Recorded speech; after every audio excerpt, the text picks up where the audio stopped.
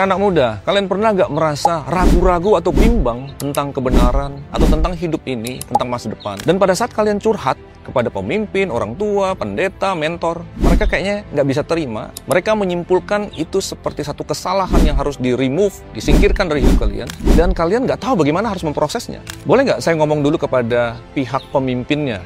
Ya, orang tua, leaders, mentor. Saya percaya di Alkitab, keraguan atau kebimbangan ini adalah bagian daripada perjalanan hidup kita. Jadi, tokoh-tokoh di Alkitab mengalami apa yang namanya keraguan ini. Kita bisa lihat misalnya Yohanes Pembaptis. Saya membayangkan Yohanes Pembaptis itu satu figur yang berkhotbah dengan berapi-api, penuh dengan keyakinan. Lihatlah anak domba Allah yang menghapus dosa dunia. Tetapi pada saat dia di penjara, pada saat dia ada siksaan dan ancaman akan dibunuh, Yohanes Pembaptis mengutus muridnya untuk menanyakan kepada Tuhan Yesus, apakah engkau Mesias yang kami nantikan itu? Jadi, seorang yang sangat pede, tiba-tiba bisa menjadi ragu-ragu. Kita semua juga tahu kisah tentang Thomas yang meragukan Tuhan Yesus bangkit dari kematian. Nah, yang lebih dahsyat lagi, Tuhan Yesus sendiri pernah mengalami apa yang bisa dikatakan kebimbangan sewaktu dia ada di Taman Getsemani. Pada saat dia berseru kepada Bapa, kalau boleh, biarkan cawan ini berlalu daripadaku. Kemudian dia bilang, tetapi bukan kehendakku, melainkan kehendakmu. Saya percaya kebimbangan dan keraguan bukanlah sesuatu yang secara esensi itu buruk, salah, atau bahkan dosa. Dalam kasus Thomas, Tuhan Yesus tidak pernah mencela Thomas di dalam peristiwa itu.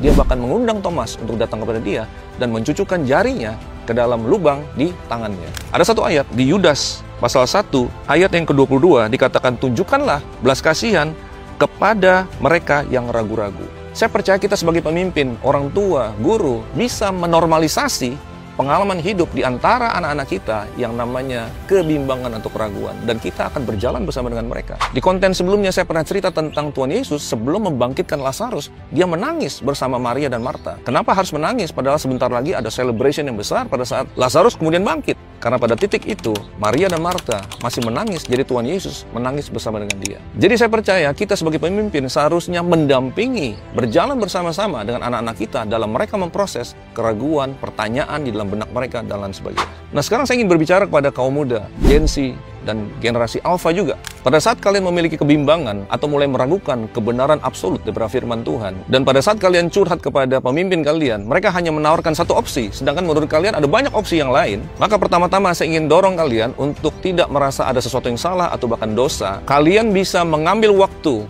untuk mencari kebenaran. Kalian bisa membaca kepada firman Tuhan. Saya harap kalian juga punya pembimbing-pembimbing yang tepat untuk memproses hal ini bersama-sama dengan kalian. Saya percaya kalian bisa memenuhi undangan Tuhan Yesus untuk mendekat seperti dia mengundang Thomas, untuk pada akhirnya menemukan kebenaran itu sendiri secara pribadi.